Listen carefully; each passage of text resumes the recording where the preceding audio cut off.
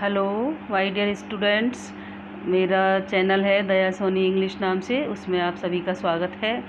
और मैं आज 7th क्लास की जो इंग्लिश रीडर है आपकी बिजी बी, उसका फर्स्ट चैप्टर स्टार्ट करने वाली हूँ और उसका ट्रांसलेशन डालूँगी आज से मैं फर्स्ट वीडियो में, जितना होगा उतना, और उसके बाद अपन कंटिन्यू करेंगे। तो आप इसको पढ़िएगा, समझिएगा और मीनिंग्स जानने की कोशिश कीजिएगा और देखिएगा कि कैसे अर्थ निकाला जाता है। तो इसका टॉपिक है द एम्परर्स 3 क्वेश्चंस, यानी राजा के या बादशाह के 3 प्रश्न। This is a simple story of a king who wants to find the answers of the 3 most important questions in life. ये एक बहुत ही साधारण सी कहानी है एक राजा की, जो कि ये जानना चाहता है, क्या जानना चाहता है? आंसर्स, सवाल, जवाब of the 3 most important question, 3 महत्वपूर्ण सवालों के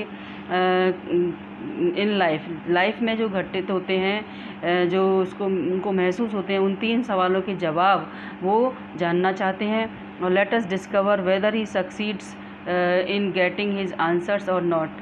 हमें पता लगाना है, चलिए पता लगाते हैं कि वो इन सवालों के जवाब जानने में सफल होते हैं या फिर असफल, यानी कि उनको जवाब मिल पाते हैं या नहीं। चैप्टर यहाँ से स्टार्ट होता है। One day it occurred to a certain emperor that if he only knew the answers of the 3 questions he would never stray in any matter. एक दिन, it occurred to a certain यानी यहाँ पर एक निश्चित राजा हैं कोई, जिनके दिमाग में, इट अकर्ड यानी उनके दिमाग में एक बात आती है दैट कि इफ़ ही न्यू, यदि वो जान जाएं क्या, the answers of the 3 questions, 3 सवालों के जवाब यदि उन्हें पता लग जाएं, तो he would never stray in any matter, किसी मैटर पर वो, किसी मामले में वो भटकेंगे नहीं। What is the best time, ये फर्स्ट क्वेश्चन है उनका।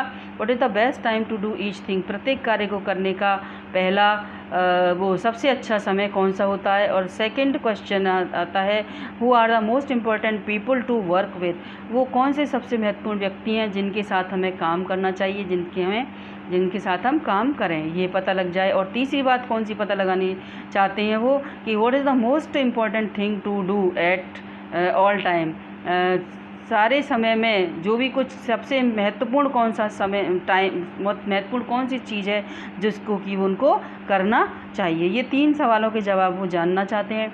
अब क्या है कि the emperor issued a decree through out his kingdom announcing that whether whoever could answer the questions would receive a great reward.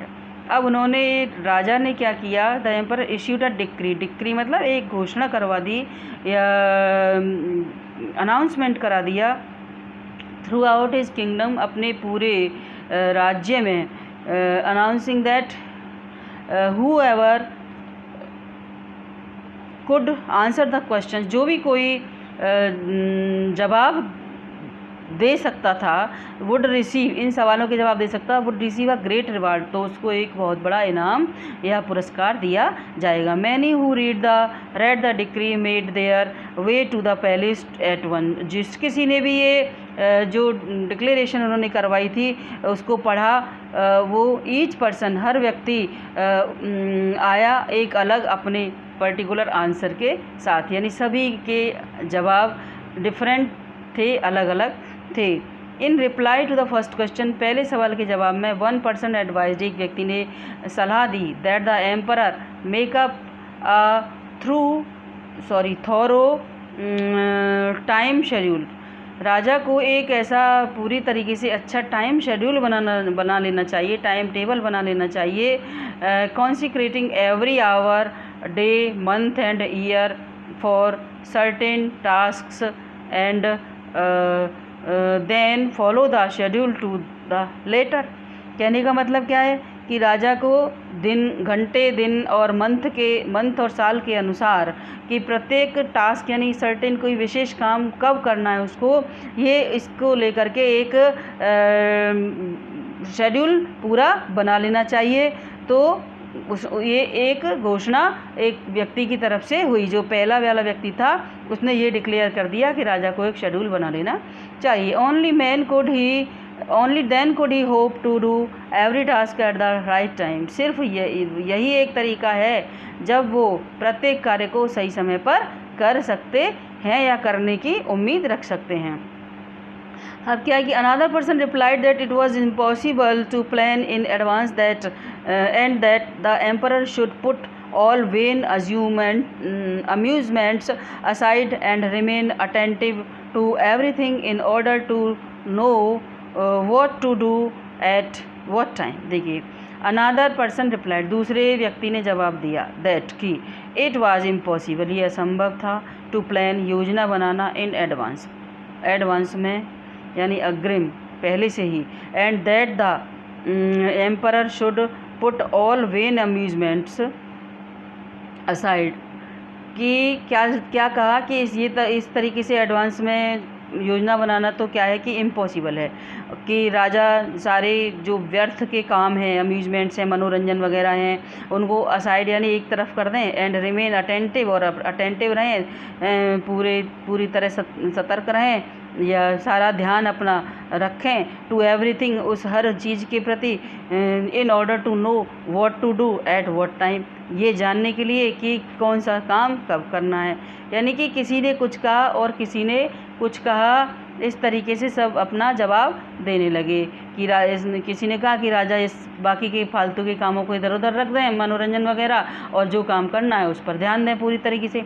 अब क्या है कि someone else insisted that by himself the emperor could never hope to have all the foresight and competence necessary to decide when to do each and every task, and what he really needed was to set up a council of the wise and then to act according to their advice। अब क्या है, someone else insisted, किसी ने जोर दिया कि by himself the emperor could never hope to have all the foresight, खुद ही राजा इस तरीके से कोई उम्मीद नहीं रख सकते कि पहले से ही हर चीज़ का पता लगा लें, and competence necessary to decide when to do each and every task, और इस बात को भी तय कर लें कि जो भी कोई आवश्यक वर्क है उसको प्रत्येक कार्य को कब किया जाए, ये भी करना उनके लिए पॉसिबल नहीं है।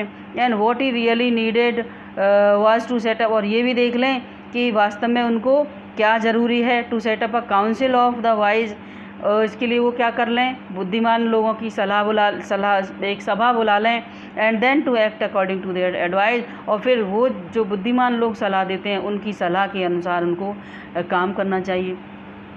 कहने का मतलब सेटिस्फैक्ट्री आंसर कुछ भी नहीं आया। किसी ने कहा कि बुद्धिमान लोगों की एक सभा बुलाई जाए और उनसे पूछा जाए, क्योंकि वो बुद्धिमान है, वो बताएंगे कि राजा को कौन सा काम कब करना चाहिए, किससे मिलना चाहिए, किससे नहीं मिलना चाहिए, हैं। तो ये सारी चीज़ें अलग अलग लोगों के द्वारा अलग अलग बताई जाती हैं। अब देखिए क्या होता है कि someone else said, किसी ने कहा that certain matters require immediate decision and could not wait for consultation. देखिए कुछ मामले ऐसे होते हैं जिन पर इमीडिएट यानी तुरंत डिसीजन लेना होता है और वो इंतज़ार नहीं कर सकते और किसी की कंसल्टेशन की सलाह की।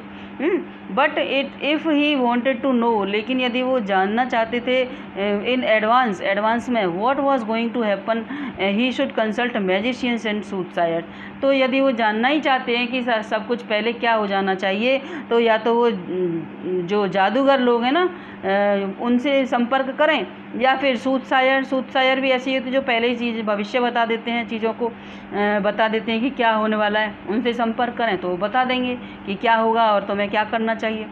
The responses to the second question also lacked accord, और जो दूसरे सवाल के भी जो भी जवाब आए थे उनमें भी काफ़ी कमियां थीं इसी तरीके से जैसे फर्स्ट सवाल के जवाब में हैं। One person said that the emperor needed to place all his trust in administrators, another urged reliance on priests and monks, while others recommended physicians, still others put their faith in warriors। देखिए one person said, एक व्यक्ति ने कहा that the emperor needed to place all his trust in administrators. राजा जो है, राजा को ज़रूरत है कि सारा विश्वास वो अपने एडमिनिस्ट्रेटर्स यानी जो शासन को चलाते हैं जो लोग, उनमें रखना चाहिए। अनादर अर्ज, दूसरे व्यक्ति ने कल कहा कि अनादर अर्ज रिलायंस ऑन प्रीस्ट, कि उनको रिलायंस यानी विश्वास रखना चाहिए कि उन पादरियों पर और मॉन्क्स यानी साधुओं पर। वाइल अदर्स रिकमेंडेड फिजिशियंस, किसी ने फिजिशियंस यानी डॉक्टर्स को के लिए रिकमेंडेशन की कि उन राजा को डॉक्टर से बात कर लेनी चाहिए। Still others put their faith in the warriors, किसी ने अपना विश्वास योद्धाओं में दिखाया कि योद्धाओं से बात कर ले राजा। The third question drew a similar variety of answers, और तीसरा जो सवाल था ना उसमें भी इसी प्रकार के अलग अलग वेराइटी यानी विभिन्न प्रकार के अलग अलग टाइप के आंसर्स सामने आए। Some said science was the most important pursuit, किसी ने कहा कि साइंस सबसे अच्छा चीज़ है, उसको फॉलो करना चाहिए। अदर्स इंसिस्टेंट ऑन रिलीजन, किसी ने धर्म पर विश्वास जताया, अपना किस धर्म पर जोर दिया। Yet others claimed the most important thing was military skill, और किसी ने ये भी दावा किया कि भाई मिलिट्री के जो लोग होते हैं ना वो बड़े ही स्किलफुल होते हैं, कुशल होते हैं, उनके अंदर कौशल होता है, उनसे जानकारी ले लेनी चाहिए कि क्या करना चाहिए और क्या नहीं करना चाहिए। The emperor was not pleased with any of the answers and no reward was given, राजा किसी भी जवाब से खुश नहीं हुए और कोई प्रकार का किसी को कोई रिवार्ड या पुरस्कार नहीं दिया गया। देखिए बच्चों, आज के लिए इतना ही काफ़ी है, क्योंकि इससे ज़्यादा लेंगे तो वीडियो हमारी काफ़ी लंबी हो जाएगी, और इसके बाद हम यहाँ से after several nights of reflection से हम पढ़ाएंगे आपको नेक्स्ट वीडियो में। और मेरा तो यही कहना है कि पढ़िए, समझिए और छुट्टियों में अपने टाइम को यूटिलाइज़ कीजिए, जो भी छुट्टियाँ मिली हैं। हिंदी करना कम से कम आप सीख जाएंगे तो धीरे धीरे इंग्लिश में आंसर बनाना भी सीखेंगे। तो ये कहना है कि भाई बेनिफिट लीजिए एंड पढ़िए। Thank you.